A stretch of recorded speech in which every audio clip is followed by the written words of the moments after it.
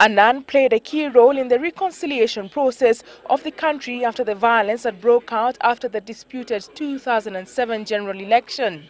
And as the country prepares for the referendum on the proposed new constitution, Kofi Annan has a message for Kenyans, and that is for all Kenyans to exercise their democratic right and vote.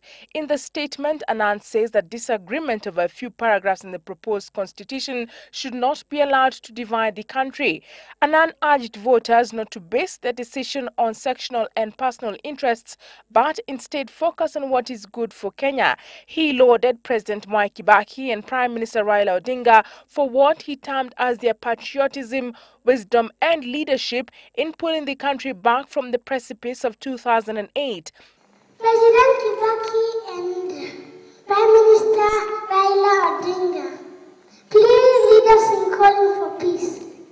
Meanwhile, in Nairobi, the Agenda 4 commissions were wrapping up a two-day conference in which they were discussing a framework for continued consensus building before, during and after the upcoming constitution referendum. There is overwhelming agreement here that we must have a peaceful referendum. We have taken a promise and an oath to ensure that there is a peaceful referendum.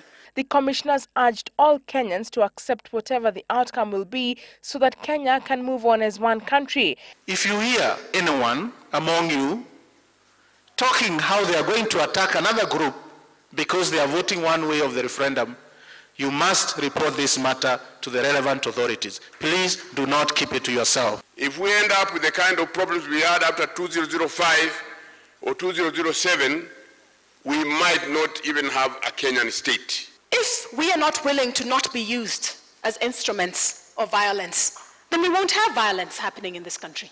The commissions also pledged to carry on their work with the same commitment, whatever the outcome of the referendum. A report on the recommendations of the two-day forum will be published and made public. Olivia Okech, Citizen Weekend.